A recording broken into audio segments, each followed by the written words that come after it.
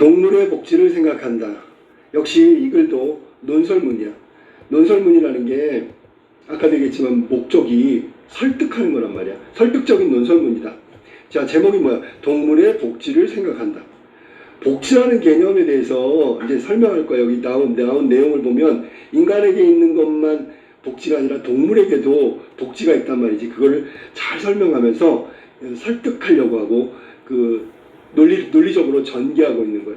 그러면 먼저 우리가 동물한테도 복지가 있냐? 라고 하는 부분들부터 인식을 시켜야 되지. 알았지? 자, 그러면 동물 복지에 대한 얘기니까 이게 기준이라는 게 되게 중요해. 동물 복지. 자, 그럼 본문 봐봐. 본문 천천히 설명해 줄게. 대부분의 사람들은 동물을 학대하는 행위를 반대한다. 그렇지. 대부분. 보통 인간이라면 인간적으로 동물을 학대하는 행위에 대해서 뭐 그거를 즐긴다 그러면 완전히 사이코지, 사이코. 대부분의 사람들은 동물을 학대하는 행위를 반대한다. 이러한 생각, 동물의 학대를 반대하는 생각의 바탕에는 동물도 도덕적 지위를 지니고 있다는 믿음이 깔려있다. 그러니까 이 믿음을 전제로 해서 동물 학대를 반대하는 거야. 이거를 나는 그걸 믿어요. 도덕적 지위가 있어. 그래서 그런 게 아니라 바탕에 깔려있단 말이야. 우리가 인식하거나 인식하지 않거나 동물의 학대를 반대한다면 도덕적 지위, 동물의 도덕적 지위를 인정한다는 뜻이야. 그런 까닭에 우리가 별 생각 없이 먹는 음식의 상당 부분이 동물에 대한 지독한 학대 행위 끝에 나온다는 사실을 깨닫게 하는 동물 권리 운동가들의 시도가 성공을 거두곤 한다. 그러니까 자, 우리가 먹는 음식이 동물의 학대, 예를 들면 보살, 알았니? 이건 치명적인 학대겠지, 그지? 그런 걸 통해서 우리가 동물을 음식으로 취하고 있다, 얻고 있다, 이런 걸 인식 못하니까 동물 권리운동가들은 우리가 먹는 동물 음식은 전부 다 동물 학대로부터 나온 것이다 라고 강조하고 사람들에게 인식시키는 거야. 그러면 그 인식이 통하는 경우가 있단 말이야. 그게 운동가들의 시도가 성공을 거두고 난다. 동물 권리 운동가들의 노력으로 좁고 밀폐된 공간에서 사료를 끊임없이 주며 닭을 사육하는 이른바 배터리 닭장이 2012년도부터 유럽연합에서 사라지게 된 것이 한 예가 될 거다. 자, 이 배터리 닭장, 아마 이탈리아인 것 같은데 내가 알기로는 그 배터리 닭장이 유럽연합에서 사라지게 된 건 위에 말한 동물 권리 운동가들이 이게 얼마나 지나친 학대인지, 닭을 사육하는 게 아니라 이거는 완전히 사육하는 공간이 밀폐된 공간이잖아. 그리고 끊임없이 사료를 주는 게 무슨 얘네들을 위해서 주는 게 아니라 인간이 먹을 닭을 사육하기 위해서잖아. 이게 동물 학대행위다 라고 끊임없이 동물권리 운동가들이 인식시킴으로써 결국 EU에서 완전히 사라지게 된 예가 될 거야. 하지만 이러한 변화는 우리가 지녀온 동물에 대한 전통적인 견해, 동물은 인간을 위해서 있는 거잖아. 즉 인간은 어떠한 제한도 받지 않고 동물을 이용할 수 있다는 생각과 충돌을 일으킨다. 그러니까 전통적인 동물에 대한 생각은 동물은 인간을 위해서 있고 인간은 언제든지 동물에 대해서 동물을 이용한다는 게 동물을 사육하고 잡아먹을 수 있다. 이게 전통적 견해고, 동물 권리운동가들은 동물도 사람 못지않게 도덕적으로 지위를 가지고 있다. 우리가 마음대로 학대할 대상이 아니다. 라는 그 동물 권리운동가들의 인식과 전통적인 인식은 충돌할 수밖에 없겠지. 자, 그 다음에 과연 우리는 인간과 마주하고 있는 상대인 동물의 도덕적 지위를 어떻게 이해해야 될까? 자, 질문을 던지면서 시작했는데 이 뒷부분이 모두 이 동물의 도덕적 지위에 대한 것을 어떻게 생각해야 되는지를 설명하고 인식시킬 거야. 자, 문제 제기했어. 자, 도덕적 지위가 있대, 동물 권리 운동가들이. 그럼 우리가 알아봐야 될 건 동물의 도덕적 지위가 과연 뭘까를 알아봐야 되겠지. 그래야지, 그걸 알아야지만 전통적인 견해, 동물에 대한 견해가 잘못됐는지 혹은 그것이 무슨 문제가 있는지를 확인할 수 있잖아. 자, 본론으로 갈게. 본론 1번 봐봐. 서구에서는 오랜 기간 동물을 이성적 영혼이 없는 존재로 여기는 철학적 관념이 우세했다. 이성은 누구한테 있다고? 인간에게만 있는 거야. 그 얘기는 인간처럼 이성이 없기 때문에 도덕적 지위 같은 건 없어 라는 게 철학적으로 뒷받침했단 말이야. 철학적 관념으로 뒷받침했다고. 그러니까 동물을 이성적 영혼이 없는 존재로 믿는 바탕은 철학적 관념인데, 그러니까 마음대로 해도 된다는 게 서구의 오랜 전통이지. 근세에 이르기까지 동물 복지와 같은 것은 사실상 없다고 할 수 있다. 17세기 철학자인 데카르트, 합리론자, 동물을 마치 시계와 같이, 비유적으로 표현한 거야. 마치 시계와 같이 어떤 것도 전혀 느끼지 못하는 기계처럼 여겼다. 역시 비유적 표현. 동물을 시계, 기계처럼 여겼다고. 그래서 그 시대에는 완전히 의식이 있는 상태의 동물들을 마취나 진통제 처치도 하지 않고 생체 해부를 하는 일도 있었다. 저거 봐봐. 동물 학대하는 거잖아. 생체 해부? 이렇게 지독한 일을 하면서 마취도 안 했대.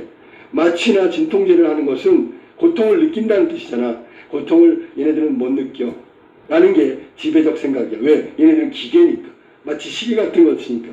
고통도 뭐 느끼지 못해. 그러니까 마취할 필요도 없고 진통제를 투여할 필요도 없어. 그게 17세기에 벌어지는 동물학대의 증거란 말이야. 그러한 경향은 동물학대에 혹은 기계처럼 동물을 취급하는 경향은 오늘날까지 영향을 미쳐가지고 동물을 마치 기계인 양, 이것도 역시 비유적 표현이야, 취급하는 공장식 농장의 출현을 가져왔다고 할 수 있다. 공장식이니까 만약에 닭이다 그러면 닭이 상품이야. 물건이라고. 공장에서 물건을 생산하듯이 닭을 사육한 거지. 오늘날까지 그랬단 말이야. 그러니까 그 서구의 동물에 대한 인식은 오늘날까지 공장식 농장의 출현을 보면 기계처럼, 시계처럼 마치 기계인 양 취급했다는 사실이지. 자, 그 다음 문단. 사실 우리는 데카르트의 주장처럼 동물이 쾌락이나 고통을 느낀다는 것을 명확히 입증하지 못한다. 맞지? 자, 동물들의 쾌락, 동물이 즐거워하는지, 동물이 고통을 느끼는지, 그걸 한번 증거를 한번 제시해봐. 그러면 제시할 수가 없단 말이야. 그러나 따지고 보면 우리는 이웃이 어떤 느낌을 느끼며 사는지 역시 정확히 알지 못한다. 자, 동물뿐만 아니라 다른 사람에 대한 그 정확한 정서를 우리가 인식하기는 어렵단 말이지. 어떤 사람이 옆에서 웃었어. 이 사람이 좋아서 웃었는지, 1만큼 좋은지 10만큼 좋은지 몰라. 그것처럼 동물들도 마찬가지야. 즐거운지 쾌락을 느끼는지 고통을 느끼는지 안 느끼는지, 혹은 1만큼 느끼는지 10만큼 느끼는지 모른단 말이야. 설령 그들이 어떤 상황에서 기쁨이나 고통을 나타내는 소리나 언어를 사용하는 등의 행동을 하더라도 그것이 우리가 느끼는 종류의 기쁨이나 고통과 같은 것인지, 혹은 꾸며서 그러는 것인지 어떻게 확신할 수 있는가? 확신 못하지. 동물이 있잖아. 감정이 있는지 없는지도 모르지만 감정을 나타내면 그게 정말 그 감정인지 얼만큼 정도인지 이거 우리가 확인하기 어렵단 말이야. 그런데 문제는 뭐냐면 옆에 있는 사람도 마찬가지야. 그 고통을 느끼는지 즐거움을 느끼는지 얼만큼 느끼는지 모르는 건 마찬가지야. 이웃이 그렇게 이웃의 정서를 못 느끼는데, 동물도 못 느끼는데 동물을 학대하고 공장식으로 사육하고 그래도 된다는 건 말이 안 되잖아. 그러면 이웃 사람도 그렇게 기계처럼 대접을 해야 된다는 얘기야? 그건 아니지. 이웃의 감정을 모르는 것처럼 동물의 감정도 모르잖아. 그런데 왜 동물을 학대를 하는 거야? 뭐 이런 얘기야. 그런데도 우리는 최소한 어떤 일을 해서는 안 된다는 것을 사회적 약속으로 삼고 살아간다. 동물도 마찬가지다. 우리는 동물의 쾌락, 고통을 명백히 입증하지 못하지만 알 수 없어, 그 감정을. 인간뿐 아니라 동물에 관해서도 어떤 일은 해도 되지만 어떤 일은 해서는 안 된다는 사회적 합의가 존재한다. 맞죠? 예를 들면 뭐 길고양이라고 그래서 막 마음대로 죽이고 총알 쏘고 이러면 되냐? 안 된다는 얘기지. 그거는 인간의 어떤 윤리적 측면, 도덕적 측면을 생각해 봤을 때 해서는 안 되는 일과 해도 되는 일은 엄격하게 구분이 돼 있단 말이야. 동물한테도 그걸 적용해야 되는 거지. 이 합의는 바로 동물에게도 복지가 있다는 생각에 근거하는 것이다. 다른 사람한테 해야 되고 하지 말아야 되는 것처럼 동물한테도 해야 되고 하지 말아야 되는 행위가 있다는 건 다른 사람과 똑같은 동물도 도덕적 지위가 있다는 것이 맞다는 얘기지. 이것은 현대사회에서 동물의 권리에 관해 어떤 생각을 하고 있든 최소한 공유되고 있는 공유되고 있는 생각, 누구나 그렇게 생각한단 말이야. 미국 사람도 영국 사람도 한국 사람도 그 길고양이를 마음대로 그 옥상에서 던져도 된다 이렇게 생각하는 사람은 절대로 없단 말이지. 최소한의 공유는 있단 말이야.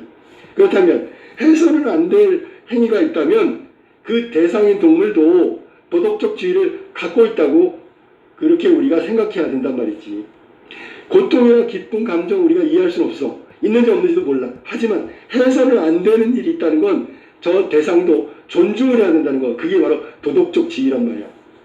자, 그 다음에 본론으로 넘어갈게요. 본론이 복지를 기본적인 욕구가 충족되고 고통이 최소화되는 행복한 상태라고 포괄적으로 정의하는 것에는 무리가 없을 것이다. 그러니까 누가 복지가 뭐야? 그러면 자기 하고 싶은 일 하고 고통은 최소로 줄이는 거. 그래서 행복한 마음을 가져. 그러면 그게 복지지, 복지.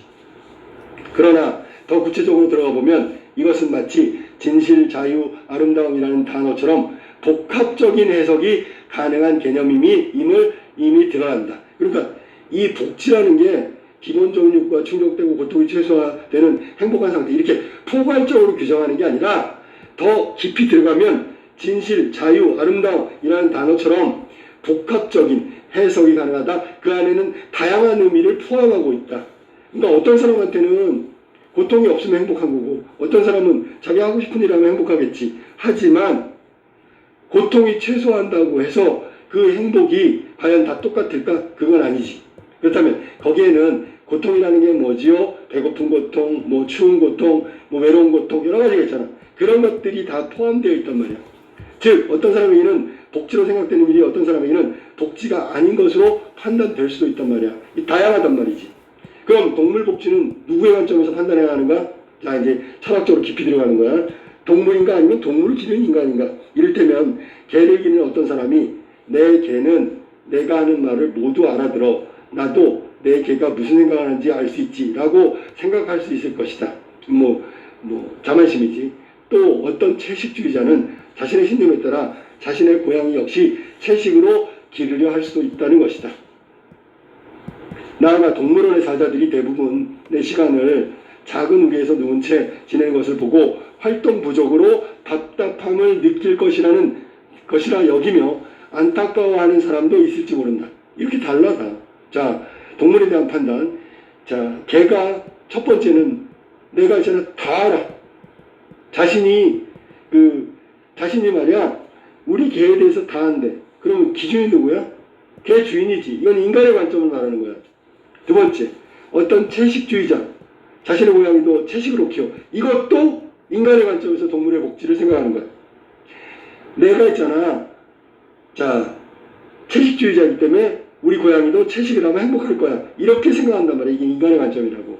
세 번째, 사자 우리가 좁은데 거기서 살아가는 거야. 그런데 생각해보니까 너무 좁아. 그래서 답답하게 느낄 것 같아. 이것도 이 사자를 바라보는 인간의 관점이야. 그러니까 여기 지금 세 가지가 모두 인간의 관점이야. 또, 자, 그 다음에 볼까? 하지만 위의 세 경우 모두 위험한 생각일 수 있다. 왜? 이거 기준이 자기 생각이란 말이야. 인간 생각. 동물의 입장에서는 예를 들어 나는 채식 싫은데? 그러면 그 고양이가 채식은 정말 싫어. 그러면 굉장한 고통을 느낄 거 아니야. 그럼 이거는 복지가 아니란 말이야. 난 가끔 먹고 싶은데 채식을 이렇게 고양이가 생각해도 이것도 불행한 거고. 인간의 관점으로 본다면 다 행복, 복지를 실현한 거란 말이야. 그런데 동물 관점으로 보면 아닐 수도 있단 말이야. 그러니까 위험한 생각, 판단일 수 있단 말이야. 사람이 짐작하는 것이 개의 진정한 욕구와 다를 수 있고 그러면 이건 불행이고 복지가 아니고 사람에게 적당한 음식이 동물, 고양이에게는 적합하지 않으며 이것도 불행일 수 있고 복지가 아니고 포획 동물의 처지를 인간과 같은 기준으로 보려고 할 때 오히려 문제가 생길 수 있기 때문이다. 사자 얘기하는 거야. 저것도 복지적인 측면에서 불행한 건 아닐까라고 생각했는데 불행하지 않을 수도 있고 조금 불행할 수도 있고 이건 인간의 관점으로 하면 안 된단 말이야. 이렇게 본다면 동물 복지의 기준을 세우는 것은 쉽지 않은 일이 될 것이다. 이렇게 본다면 자 인간 관점에서 본다면 불행하고 복지가 아닐 수도 있어. 그럼 적합한 복지, 동물의 복지는 뭘까? 이거 어려운 문제란 말이지. 하지만 비만한 개와 치아가 부실한 비만 아동에게 초콜릿을 먹이는 것이 과연 그들에게 복지가 될지 아닐지를 굳이 개나 아동에게 물어봐야 하는 것은 아닐 것이다.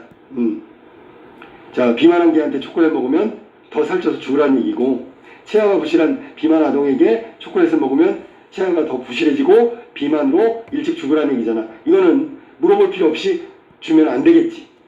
그래서 동물을 기계처럼 생각하거나 지나치게 인간과 동일시하지 않고 객관적인 기준을 마련하는 것은, 이게 동물복지 시작이란 말이야. 객관적인 기준을 마련하는 것은 인간의 책임 있는 행동을 위해 절대적으로 필요한 일이고 또한 가능한 일이다 라고 얘기했어.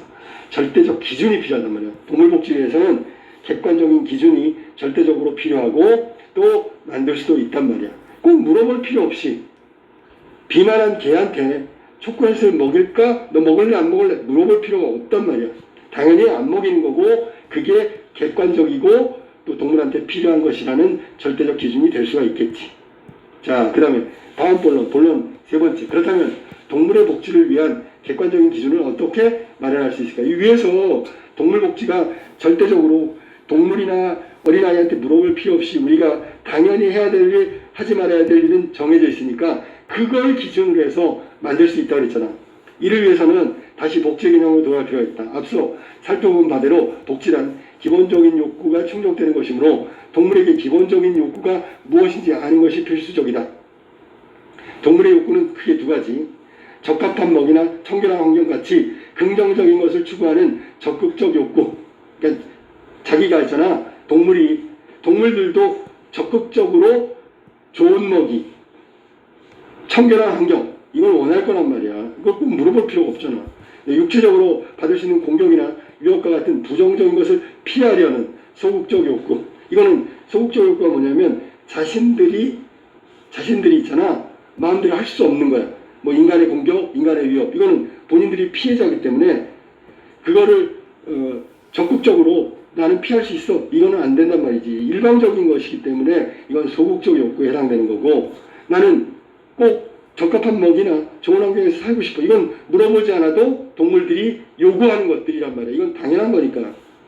그러면 당연한 건 적극적 욕구, 그 다음에 그 동물들이 자기 스스로 선택할 수 없는 거, 뭐 인간에 의해서 공격당하고 위협받는 거, 이런 것들은 자기의 적극적인 욕구가 아니라 소극적인 욕구에 해당된다고. 특히 부자 욕구는 고통을 최소화하는 것이 행복이라는 복지의 개념과 다시 연결된다. 당연하지. 좋은 것을 추구하고 싶고 나쁜 것을 피하고 싶고, 좋은 것을 추구하는 것은 적극적 욕구고 나쁜 것을 피하고 싶은 건 소극적 욕구에 해당된다. 자, 고통을 줄이는 거니까. 가령 죽음의 경우 어떤 동물도 영원히 살 수 없으며 죽음을 거부할 수 없지만 다 죽는 거니까. 그러면 이게 이제 자기가 원하지 않는 거니까 소극적 욕구에 해당되겠지. 죽음은 사람이 관리하는 동물이라면 생명의 종말이 마땅히 배려돼야 한다. 그러니까 마지막에 아름답게 죽는 거야. 동물을 관리하는 인간에 의해서 마지막에 행복한 죽음, 이상하네. 행복한 죽음, 마지막에 행복한 죽음은 없겠지만 그래도 마지막에 행복하게 가는 거, 이거는 인간이 할 수 있는 거잖아. 그렇다면 여기서 죽는 건 피할 수 없어. 그러니까 소극적 욕구고, 그 다음에 인간이 동물에 대해서 마지막 배려를 하는 거, 이거는 이제 그건 추구하는 거니까 배려돼야 하는 거겠지, 그지? 그 다음에 그러니까 이것도 동물에 대한 인간적으로 윤리적인 태도가 동물을 마지막에 잘 보내주는 거란 말이야. 알았니? 죽음은 어쩔 수 없이 오는 거기 때문에, 피할 수 없는 거기 때문에 소극적 욕구이지만, 이렇게 하면 동물 복지가 실현된다는 얘기야. 비록 야생동물의 자연적인 죽음이라고 해도 그것이 항상 고통 없는 것은 아니다. 그렇지, 고통이 있겠지. 중요한 것은 동물을 죽일 수 없다는 것이 아니라 어쩔 수 없이 동물을 죽일 수밖에 없다면 고통을 최소화하는 것이 훌륭한 복지라고 할 수 있는 것이다 라고 얘기했어. 그러니까 동물은 생명의 종말은 마땅한 거고 피할 수 없는 거니까 소극적 욕구인데, 그렇다고 하더라도 인간은 동물의 마지막을 배려해야 된다. 그다음에 야생동물은 어차피 야생동물도 죽을 수는 없지만 고통을 좀 줄여준다. 그러면 마지막에 고통을 최소화하는 죽음으로 마지막을 마감시키면 훌륭한 동물에 대한 복지가 아닐까라고 지금 이 사람은 이야기한 거지. 자, 그러면 대단한 결론을 한번 내려볼까? 사람들 대다수는 동물도 고통을 겪을 수 있다는 사실에 대체로 동의한다. 위에서 말한 거 다시 얘기했어. 물론 특정한 환경에서 동물이 어떤 고통을 얼마나 겪는지에 관해서는 확신이 덜 들 수 있다. 그러니까 우리는 사람이고 동물의 고통, 우리가 얘가 아파하는 것 같아. 근데 정말 아파하는 건지 얼마큼 아파하는 건지 이거 알 수가 없단 말이야. 동물의 고통 우리가 정확하게 이해할 수는 없지. 그렇다고 동물들이 스스로 고통을 겪고 있음을 우리에게 입증하라고 할 수 없지. 그지? 나 지금 고통스러워. 당신 때문에, 인간 때문에 고통스러워. 이거 얘기할 수 없잖아. 말 못하는 동물이기 때문에. 다만 우리가 마련하거나 시키려고 하는 일을 동물들이 적극적으로 피하려고 한다면, 예를 들어 농부가 소를 키우는데 밭을 가라. 밭을 가는데 얘가 자꾸 도망가려고 그래. 뭐 이건 장난이 아니라 힘들어가지고 주저앉는다든지. 그러면 고통을 최소화하는 의미로 동물을 쉬게 해줘야 되겠지, 그지? 그러면 그게 어쩌면 동물을 위한 복지가 될 수 있단 말이야. 그 동물이 피한다는 건 주저앉는다는 건 힘이 없거나 아프거나 그런 거잖아. 그럼 고통을 느낄 거라는 것은 우리가 느낌으로 알 수 있지. 그렇다면 이걸 피해주는 것이 확실하다. 그러므로 불필요한 고통은 배제하고, 그러니까 불필요한 고통을 굳이 동물들한테 강요하지 말고 계속해서 고통을 지속하게 만들지 말고 사람을 위하여 필요한 경우라도 고통을 최소화하기 위해 노력하는 것이 인도적 행위다. 인간의 윤리적인 행동이다라고 얘기했어.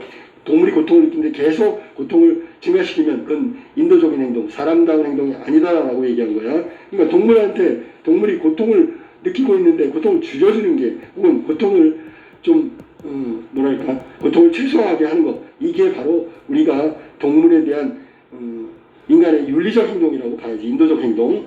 이는 사람과 일정한 관계를 유지하고 살아가는 동물과, 그러니까 우리 반려동물이지, 그지? 건전하고 바람직한 관계, 인간과 동물의 관계. 인간이 그런 고통을 최소화시키고 배려하는 것이 같이 살아가는 동물에 대한 복지를 실현하는 행위다. 그러니까 의미 있는 것이다. 가치가 되겠지, 가치. 우리가 동물들의 고통을 최소화하고 함께 하는 것이 바로 동물 복지 행위의 가치라고 보면 돼. 의미라고 보면. 그 다음에 바람직한 관계를 정립하는 측면에서 마땅히 지켜야 할 자세다. 반드시 지켜야 되는 게 바로 이거고, 결국 동물의 복지를 책임져야 하는 것은 바로 인간이며, 이는 인간을 보다 인간답게 하는 일. 어떻게 하면 돼?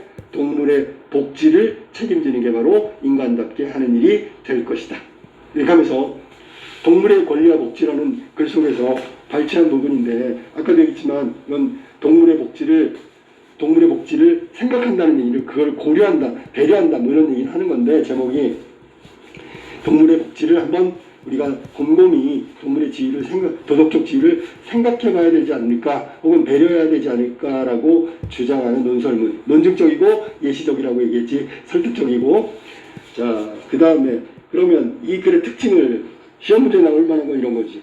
물어보고 대답했다. 맞아, 틀려? 맞지, 그지? 그럼 물어보고 대답한 이유가 뭘까? 주장을 강조하기 위해서 자신의 주장을 논리적으로 밝히려고 질문하고 대답하는 자문자답의 형식을 띠고 있다. 두 번째, 정의, 동물복지가 뭔가, 복지가 뭔가. 그 다음에 예시도 나왔지, 거기에서.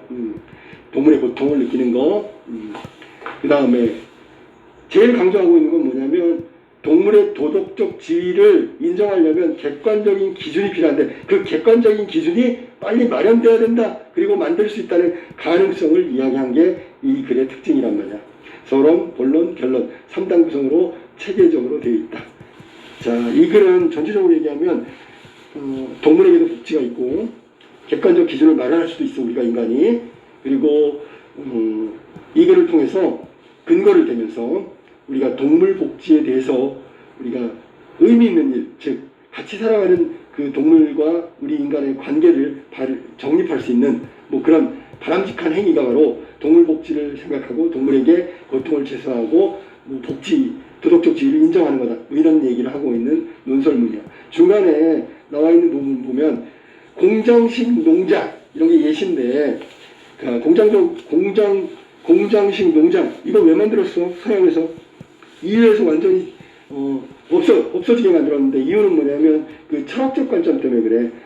동물은 이성적 존재도 아니고 시계나 기계처럼 취급했기 때문에 공장식 농장을 만든 거고, 이유에서 완전히 사라진 건 최근의 일이야. 2012년의 일이지, 그지? 자, 그 다음에 본론 부분에서 보면 동물 복지 기준을 마련할 때 무엇을 고려해야 된다고 했냐면 인간의 관점이 아닌 동물의 관점. 동물 복지의 객관적 기준은 인간이 아닌 동물의 관점에서 그 동물들의 도덕적 지위를 인정하고 그들의 고통을 최소화하는 쪽으로 만들어야 된다. 즉 인간의 관점이 아닌 동물의 관점을 고려해야 된다라고 이야기하고 있는 게 중요한 내용이고, 그 다음에 동물의 복지는 인간이 책임져야 한다라고 마지막 부분에 얘기했는데, 동물의 복지는 동물이 아니라 인간이 책임져야 된대. 왜 그럴까 그랬더니 인간하고 동물하고 바람직한 관계를 정립할 수 있는 건 인간의 노력으로 가능하기 때문에 그래. 동물의 노력으로 인간과 동물의 바람직한 관계가 정립되는 것이 아니라 인간의 노력으로 동물과 바람직한 관계를 정립할 수 있기 때문에 인간이 책임져야 된다라고 이야기하면서 이 글은 끝났다. 알겠니?